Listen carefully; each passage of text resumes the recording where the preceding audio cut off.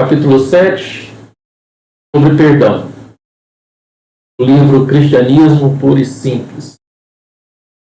Eu disse no capítulo anterior que a castidade é a menos popular das virtudes cristãs, mas já não tenho tanta certeza disso.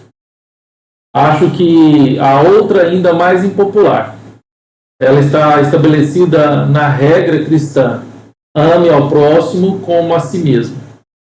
Porque na moral cristã, o seu próximo inclui o seu inimigo. E assim temos de encarar o terrível dever de perdoar os nossos inimigos. Todo mundo diz que o perdão é uma virtude maravilhosa, até que tenham algo para perdoar, como tivemos durante a guerra. Nessas horas, só de tocar no assunto, as pessoas reagem com gritos de revolta. Não está em jogo se elas pensam que esta seja uma virtude muito elevada ou difícil. Na verdade, para essas pessoas, ela é detestável e desprezível. Esse tipo de conversinha me dá náusea, dizem. E metade das pessoas se vira logo para me perguntar: como você acha que seria ter de perdoar a Gestapo se você fosse um polonês ou um judeu? Eu também me faço essa pergunta com frequência. Da mesma forma que quando o cristianismo me diz para não negar minha religião, nem mesmo para me salvar da morte pela tortura, pergunto-me muitas vezes o que faria se as coisas chegassem a esse ponto. Não estou tentando lhe dizer neste livro o que eu faria. É possível que eu faça muito pouco. Estou tentando lhe mostrar o que é cristianismo. Eu não o inventei. E bem ali no seu âmago encontro as palavras: perdoa as nossas dívidas, assim como perdoamos aos nossos devedores. Não há a menos ou ao menor brecha para se concluir que nos é oferecido perdão em qualquer outros termos. Está perfeitamente claro que, se não perdoarmos, não seremos perdoados. Não há alternativa quanto a isso. Então, o que fazer? De qualquer forma, não é nada fácil, mas penso que há duas coisas que possamos fazer para facilitar as coisas. Se você quiser aprender matemática, não vai começar pelo cálculo diferencial e integral, mas pela aritmética. Da mesma forma, se realmente, mas tudo depende de querer de verdade, desejamos aprender a perdoar, talvez seja melhor começar por algo mais fácil do que a Gestapo. Você poderia começar perdoando seu marido, ou sua esposa, ou seus pais, ou seus filhos, ou o suboficial mais próximo, por algo que eles fizeram ou disseram na semana passada. Isso provavelmente já vai demandar bastante tempo. E em segundo lugar, devemos tentar entender o que exatamente significa amar ao seu próximo como a si mesmo. Devo amá-lo como amo a mim mesmo. Muito bem. Como exatamente eu me amo? Agora que começo a pensar sobre isso, não tenho exatamente predileção ou sinto afeição por mim mesmo e nem sempre gosto da minha própria companhia. Assim, aparentemente, ame o seu próximo não quer dizer tenha carinho por ele ou considere-o simpático. Eu deveria ter percebido isso antes, porque, é claro, não conseguimos gostar de alguém por força de vontade. Será que eu me sinto bem comigo mesmo e me acho um cara legal? Bem, temo que às vezes sim. E esses, sem dúvida, são os meus piores momentos. Mas não é por isso que eu me amo. Na verdade, é o contrário. Meu amor próprio faz com que eu me ache um cara legal. Mas me achar um cara legal não é o motivo de eu me amar. Assim, amar meus inimigos também parece não significar que nós os achemos legais. E isso é um enorme alívio, pois uma boa parcela das pessoas imagina que perdoar nossos inimigos significa supor que eles não são tão maus assim quando está mais do que claro que eles são. Vamos dar um passo adiante. Nos meus momentos mais sóbrios, além de não me considerar um sujeito legal, sei que sou um sujeito bem perverso. Reconheço algumas das coisas que já fiz com horror e ânsia. Assim, aparentemente estou aterrorizado a ter ânsia e odiar algumas coisas que meus inimigos fazem. Agora que estou pensando sobre isso, lembro-me de alguns professores cristãos que me disseram há muito tempo que devo odiar o pecado, mas não o pecador. Por mim, por muito tempo, considerei essa uma distinção ingênua e enganosa. Pois como é que você poderia odiar o que uma pessoa fez sem odiá-la? Mas anos depois, ocorreu-me que havia um homem com a qual eu estava fazendo isso o tempo todo, eu mesmo. Por mais que eu possa desgostar de minha própria covardia, prepotência ou avareza, continuo a me amar. Nunca tive a menor dificuldade quanto a isso. Na verdade, o real motivo pelo qual eu detestava essas coisas era porque eu amava esse homem. Era só porque eu me amava que eu ficava triste por ser o tipo de pessoa que fazia aquelas coisas. Consequentemente, o cristianismo não quer que reduzamos nem por 1 milímetro o ódio que sentimos pela crueldade e pela traição. Devemos mesmo odiar essas atitudes. Não é preciso retirar nenhuma palavra que dissemos sobre elas, mas ele deseja que nós odiemos as coisas em si, ou seja, devemos ficar tristes porque a pessoa faz tais coisas e esperar, se isso for possível, que de forma alguma, em algum momento e lugar, ela possa ser curada e voltar a ser humana. Faça o seguinte teste. Suponha que alguém leia uma história de atrocidades hediondas no jornal e em seguida que um acontecimento sugerisse que a história não era bem verdade ou não fosse tão atroz quanto pareceu.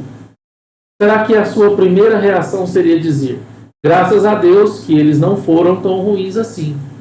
Ou seria de ficar decepcionado e disposto a apegar-se à primeira versão pelo puro prazer de poder pensar muito mal dos seus inimigos? Se for a segunda alternativa, então temo que será o primeiro passo em um processo que, se levado às últimas consequências, nos transformará em demônios. Percebe que quem age assim começa a desejar que a escuridão fosse um pouco mais sombria. Se cedermos a esse desejo, desejaremos enxergar o crepúsculo como escuridão e depois a própria claridade como trevas. Por fim, passaremos a insistir em ver tudo, Deus, nossos amigos e inclusive nós mesmos, como maldosos, e sem condições de parar essa trajetória, estaremos presos para sempre a um universo de puro ódio. Vamos agora dar um passo além? Será que amar os inimigos significa deixar de puni-los? Não, pois amar a mim mesmo também não significa que eu não devesse me submeter à punição, ao mesmo à morte. se você cometesse um assassinato. A coisa certa a fazer, se você for um cristão, seria entregar-se à polícia para ser enforcado. Por isso, em minha opinião, é perfeitamente certo para um juiz cristão sentenciar um homem à morte, ou para um soldado cristão matar um inimigo. Sempre pensei assim desde que eu me tornei cristão, e muito antes da guerra, e continuo pensando assim, mesmo agora que estamos em paz. Não adianta ficar citando, não matarás. Há duas palavras gregas, a palavra comum para matar e a palavra assassinar. E quando Cristo cita esse mandamento, ele usa a palavra para assassinato nos 3 relatos: o de Mateus, o de Marcos e o de Lucas. E me disseram que existe a mesma distinção no hebraico. Nem todo ato de matar é um assassinato. Da mesma forma que nem toda relação sexual é um adultério.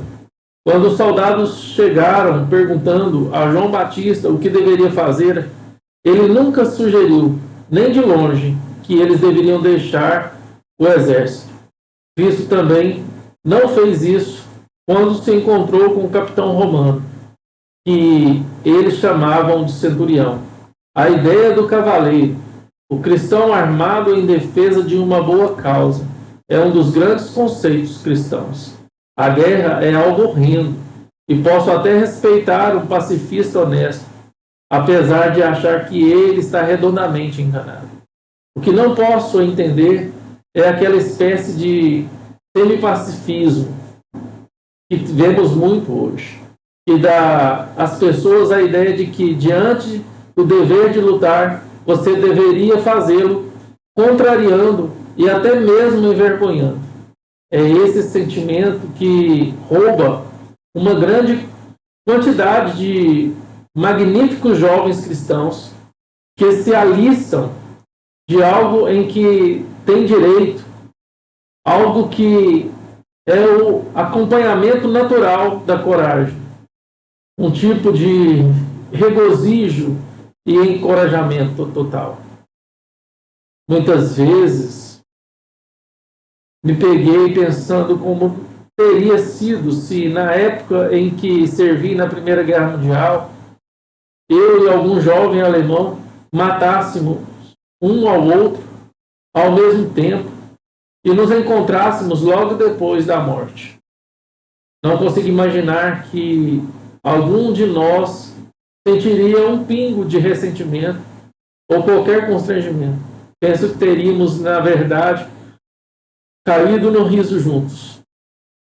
Imagino que alguém pudesse levantar a seguinte objeção: bem, se permitem condenar os atos do inimigo, puni-lo e matá-lo, que diferença poderia haver entre a moralidade cristã e a visão comum? Faz toda a diferença. Lembra-se que nós cristãos pensamos que as pessoas vivem para sempre. Portanto, o que realmente importa são aquelas pequenas marcas ou distorções na parte de dentro, no âmago da alma, que irão transformá-lo, no longo prazo, em uma criatura celestial ou infernal. Podemos até matar, se for necessário, mas não devemos alimentar o ódio ou curti-lo. Podemos até punir, se preciso for, mas não devemos ter prazer nesse ato. Em outras palavras, algo dentro de nós, o ressentimento, o desejo de revanche, deve ser simplesmente aniquilado. Não quero dizer com isso que alguém seja capaz de decidir que jamais vai ter tais sentimentos de novo, pois não é assim que as coisas funcionam. Quero dizer que toda vez que isso vier à tona, no dia a dia, ano após ano, por toda a nossa vida, devemos reprimi-lo. Trata-se de um trabalho árduo, mas que não é impossível. Mesmo se a guerra nos leva a matar e a punir, o nosso dever é sentir com relação ao inimigo o mesmo sentimento que teríamos conosco, desejando que ele não fosse mal, esperando que ele possa nesta vida ou na próxima ser curado. Em suma, desejar-lhe bem. É isso que a Bíblia quer dizer quando diz que devemos amá-lo, desejando-lhe o bem, não tendo simpatia por ele, nem dizendo que ele é legal quando não é. Admito que isso signifique que devo amar pessoas que não são nada amáveis. Mas pergunto-me, será que nós mesmos temos algo de amável? Ou nós amamos porque, na verdade, amamos o nosso eu? A intenção de Deus é que amemos todos eus da mesma forma e pelo mesmo motivo que Ele já nos deu o resultado certo da conta para depois nos ensinar como ela funciona. Então, resta-nos ir em frente e aplicar a mesma regra aos demais entes humanos. Isso será mais fácil se nos lembrarmos de que é assim que Ele nos ama. Não por quaisquer qualidades belas ou atrativas que julguemos possuir, mas só porque somos as criaturas dotadas de existência pessoal, pois na verdade não há nada em nós digno de amor. Criaturas como nós, que na verdade encontram tanto prazer no ódio, que abrir mão dele é tão difícil quanto se abster da cerveja ou do cigarro.